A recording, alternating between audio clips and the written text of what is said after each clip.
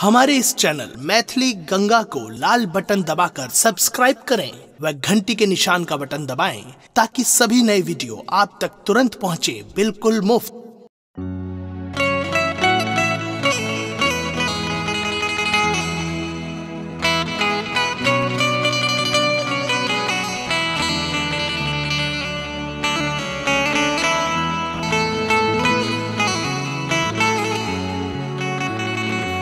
सरस्वती महामाये दिव्य तेज स्वरूपिणी हंसवाहिनी समायुक्ता विद्यादानं करोतु मे। आहा ज्ञान केर देवी हम छी बुद्धिहीन, आहा गीत केर देवी हम छी स्वर के हीन। आहा ज्ञान केर देवी हम छी बुद्धिहीन, आहा गीत केर देवी हम छी स्वर के हीन।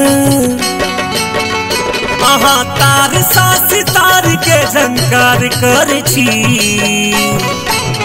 भक हंस पर हे मैया हंस पर सवार है ये सरस्वती माई पूरा ज्ञानक भंडार भर छी। भक हंस पर सवार है ये सरस्वती माई पूरा ज्ञानक भंडार भर छी।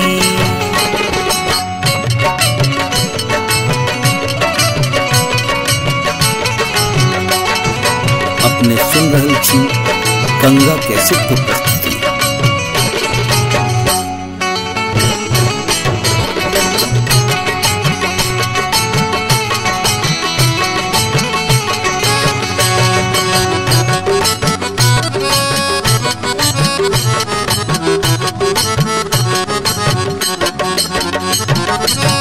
एक हाथ पुस्तक दोसर कमल फूल छे, बाती में बीना के तार समतुल छे। हाँ, एक हाथ पुस्तक दोसर कमल फूल छे, बाती में बीना के तार समतुल छे। माय कन कन में गीतक संचार करे छी भक हंस पर सवार है ये सरस्वती माई पूरा ज्ञानक भंडार भर छी। भक हंस पर सवार है ये सरस्वती माई पूरा ज्ञानक भंडार भर छी।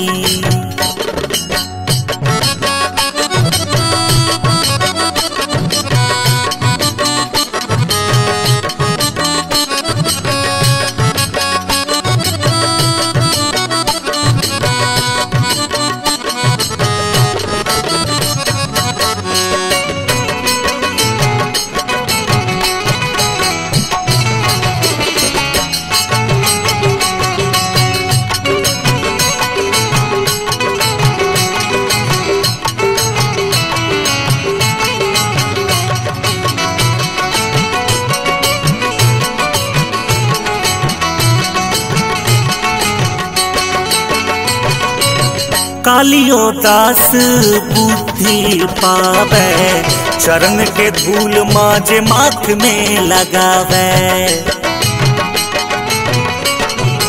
ओ कालियो दास एहन बुद्धि पावे, चरण के धूल माजे माथ में लगावे। श्वेत बसनामा सब लगुदार रहे छी भक हंस पर सवार है ये सरस्वती माई पूरा ज्ञानक भंडार भर छी।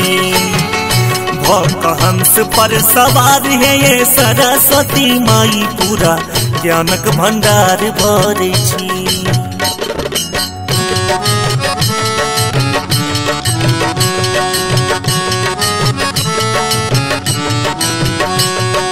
अपने सुन रहे छी गंगा कैसेट की प्रस्तुति।